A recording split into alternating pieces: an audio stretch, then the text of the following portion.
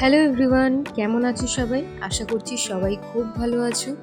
তো আবারও চলে এসেছি নতুন একটা ট্র্যাভেল ব্লগ নিয়ে। প্রথমবার ছোটবেলার কোনো বান্ধবীর সাথে এত দূরে একটা জার্নিতে যাচ্ছি, যার জন্য আমরা তো খুব এক্সাইটেড। আমাদের ট্রেন ছিল হাওড়া কালকা নেতাজি এক্সপ্রেস, যেটা একদম অন টাইম ছিল, 9:55তেই ছেড়েছিল। ডিনারটা আমরা দুজনেই ক্যারি করেছিলাম, তো আর দেরি না করে আমরা ডিনারটা সেরে নিলাম। আচ্ছা, ট্রেন জার্নিতে সবথেকে সুন্দর জিনিসটা কি জানো? নতুন নতুন মানুষের সাথে দেখা হওয়া। আমাদেরও তেমন দুজন আঙ্কেল আন্টির সাথে দেখা হয়েছিল। ওনারা উঠেছিলেন বর্ধমান জাংশন থেকে। পুরো রাস্তা আমরা কখন গল্প করতে করতে নিজেদের গন্তব্যে পৌঁছে গেছি সেটা বুঝতেই পারি। ওনাদের সাথে আর কোনো দিন দেখা হবে কিনা জানি না, তবে এটাই চাইবো ওনারা যেখানেই থাকুক ভালো থাকুক আর সুস্থ থাকুক। রাতে তেমন ভালো ঘুম না আসায় সকালটা অনেক দেরি করেই শুরু হয়েছিল আমার, তাই ব্রেকফাস্ট না করে একেবারে লাঞ্চ করে নিয়েছিলাম।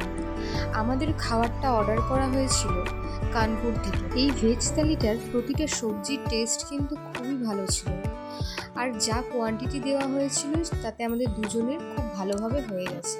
যেহেতু অনেক রাতে আমাদের ট্রেন থেকে নামার ছিল, তাই ডিনারটা আমাদের ট্রেনেই করে নিতে হয়েছিল। তাই দিল্লি থেকে আমরা খাবার অর্ডার করেছিলাম। এখানেও যা কোয়ান্টিটি দিয়েছিল সেটা আমাদের দুজনের খুব ভালোভাবে হয়ে গেছিল। এখানের খাবার টেস্ট ঠিকঠাক ছিল, আমার খুব ভালো লেগেছে বলবো না।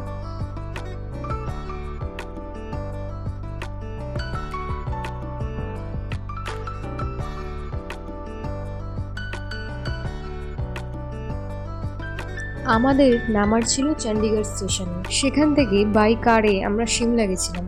তোমরা চাইলে কালকাতে নেবে সেখান থেকে টয় ট্রেন করেও সিমলা যেতে পারো। আমি এখানে টয় ট্রেনের টাইমিংটা দিয়ে দিলাম, তোমরা দেখে নিতে পারো। ট্রেন আমাদের দুটোর মধ্যেই নামিয়ে দিয়েছিল চণ্ডীগড় স্টেশনে। সেখানে আমাদের এজেন্সি থেকে বুক করা যেই গাড়ি ছিল সেই ড্রাইভার ভাইয়া দাঁড়িয়েছিলেন। চণ্ডীগড় স্টেশনে ট্রেন অনেকক্ষণই দাঁড়ায়, তাই আমাদের কোনো সমস্যা হয়নি লাগেজ নামাতে। চণ্ডীগড় থেকে সিমলা যেতে 3.5 থেকে 4 ঘন্টা সময় লাগে, তবে আমাদের ড্রাইভার ভাইয়া আমাদের ঝড়ের গতিতে নিয়ে গেছিলেন এবং 3.5 ঘন্টারও কম সময় আমাদেরকে নামিয়ে দিয়েছিলেন। রাত 3টের সময় আমরা গাড়িতে উঠি আর 6টার মধ্যে সিমলা পৌঁছে যাই।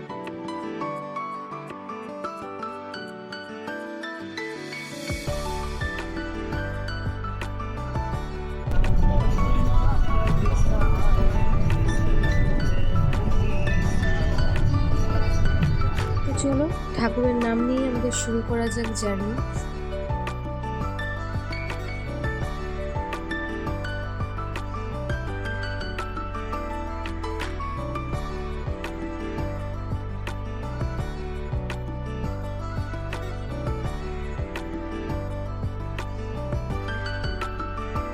রাতের অন্ধকারে বাইরেটা তো তেমন কিছুই বোঝা যাচ্ছিল না, তবে সূর্যের আলো পড়তেই আমরা বুঝতে পারি যে আমরা শহরকে পেছনে ফেলে পাহাড়ের আঁকাবাঁকা পথ ধরে সামনে এগিয়ে যাচ্ছি।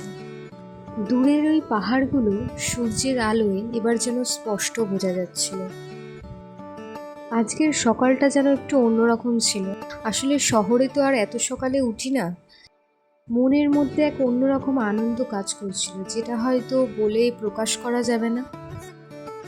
এত সুন্দর দৃশ্য দেখতে দেখতে রাতের ঘুম তো এমনিই উড়ে গেছিল, তবে কখন যে আমরা সিমলার হোটেলে পৌঁছে গেলাম আমরা নিজেই জানতে পারলাম না।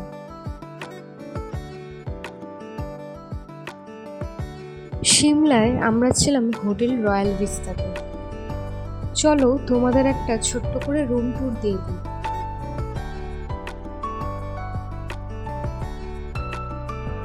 তো প্রথমেই তো রুমে ঢুকতে দেখি সামনে একটা কাবার্ড ছিল, যেখানে বালিশ কম্বল সবকিছুই দেওয়া ছিল।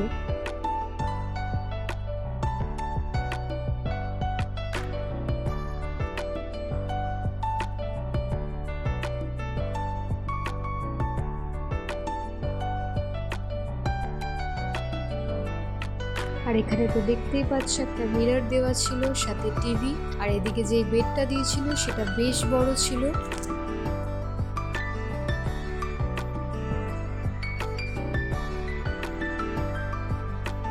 চলো তোমাদের একটু রুম ভিউটাও দেখিয়ে দিই। এখানে দুটো সোফা রয়েছে, সাথে একটা টি টেবিল রয়েছে, আর সাথে রয়েছে এত সুন্দর বাইরের একটা দৃশ্য।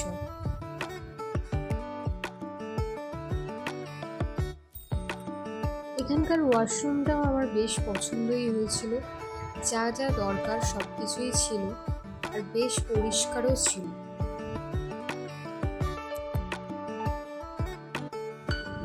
তো আমরা তো একটু ফ্রেশ হয়ে বেরিয়ে পড়েছিলাম আমাদের ডে 1 সাইট সিনের জন্য। আমাদের যিনি ড্রাইভার ভাইয়া ছিলেন উনি আমাদের মল রোডের রাস্তা অবধি ছেড়ে দিয়েছিলেন, সেখান থেকে আমাদের পায়ে হেঁটেই লোকাল সাইট সিনগুলো করতে হয়েছিল। তো চলো শুরু করা যাক day 1 Shimla local site scene.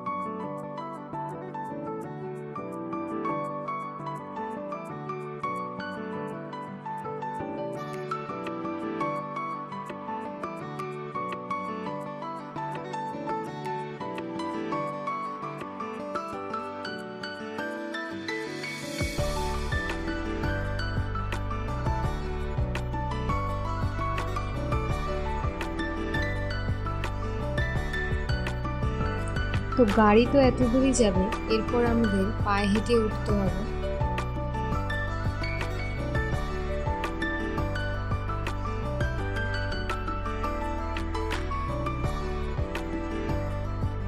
এই যে রাস্তাটা দেখছো, এখান থেকেই আমরা উঠে এলাম।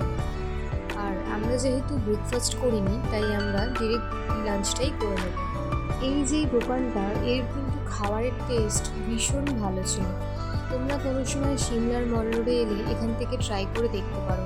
এটা একদমই এই রাস্তা দিয়ে উঠতেই বাঁ হাতে পড়ে।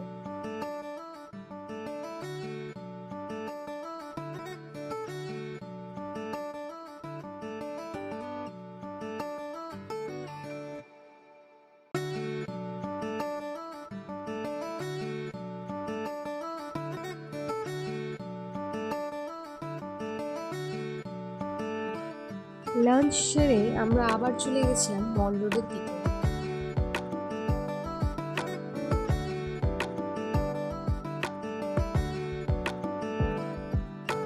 19th সেঞ্চুরিতে ব্রিটিশরাতে এই মল রোডটি তৈরি হয়।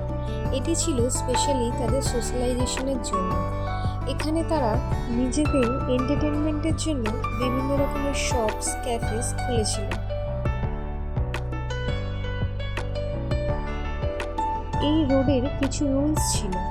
একদিকে থাকবে ম্যারিড কাপলরা বা যারা ফ্যামিলি নিয়ে আসছে, আর আরেক দিকে থাকবে ব্যাচেলার্সরা।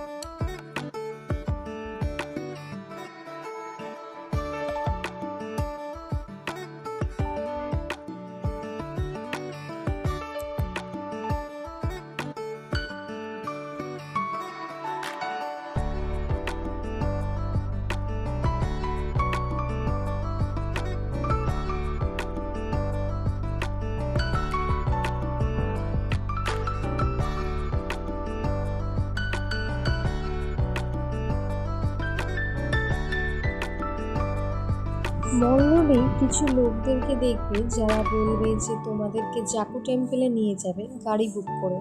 তো আমরাও সেই মতে গাড়ি বুক করে টেম্পলের দিকে যাওয়ার জন্য বেরিয়েছিলাম। তবে আমরা জানতাম না বা তারা আমাদেরকে বলেনি যে আমাদের কতটা রাস্তা পায়ে হেঁটে উঠতে হবে। প্রায় 1.5 কিলোমিটারেরও বেশি রাস্তা আমরা পায়ে হেঁটে উঠেছিলাম। আমাদের মতো যারা জানে না, সেরকম অনেক বয়স্ক মানুষ, সাথে অনেক বাচ্চারা যারা অনেক ছোট, তারাও উঠছিলেন। আমাদের তো তেমন কোনো সমস্যা হয়নি, বাট তাদের যেহেতু তারা জানতো না যে কতটা রাস্তা, তাই তাদের অনেকটাই সমস্যা হচ্ছিল। তো নিচে এখানে রোপওয়েরও অপশান আছে, তোমরা চাইলে রোপওয়ে করেও জাকো টেম্পল যেতে পারো।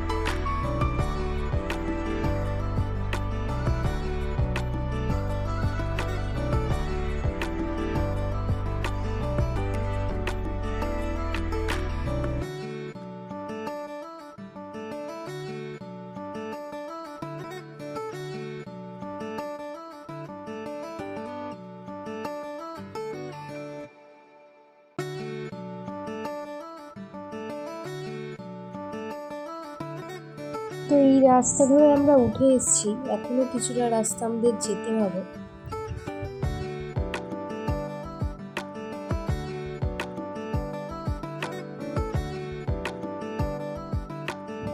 এখানে কিন্তু ব্যাগ সানগ্লাস খুব সাবধানে রাখতে হবে, কারণ এনাদেরকে দেখতে পাচ্ছ, এনাদেরই কিন্তু এখানে রাজত্ব চলে। তো যখন তখন তোমাদের জিনিস কিন্তু ওনাদের হয়ে যেতে পারে। আমাদের সামনেই 4 জনের প্রায় এরকম আমরা দেখেছিলাম।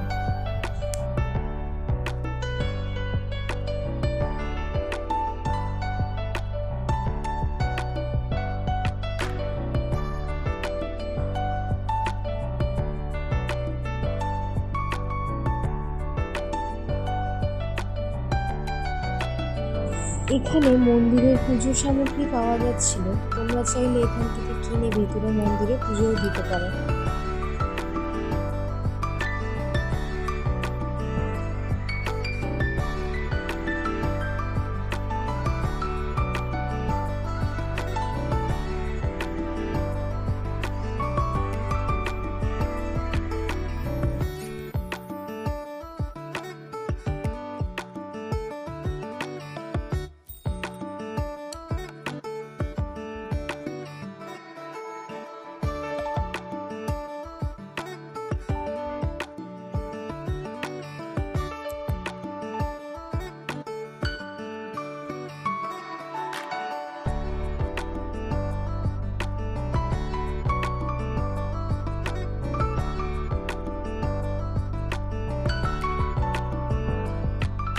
মল রোড থেকে হোটেলে ফিরতে ফিরতে আমাদের রাত হয়ে যায়। তো ডিনারটা তো আমরা হোটেলেই সেরে নিই। তো এই ভিডিওটা তো এতটুকুই ছিল, তোমাদের সাথে আবার দেখা হবে সিমলা ডে 2 নিয়ে। তো এই ভিডিওটা তোমাদের কেমন লাগলো অবশ্যই জানিও, ভালো লাগলে একটা লাইক কমেন্ট শেয়ার করে দিও। দেখা হচ্ছে আবার নেক্সট ভিডিওতে।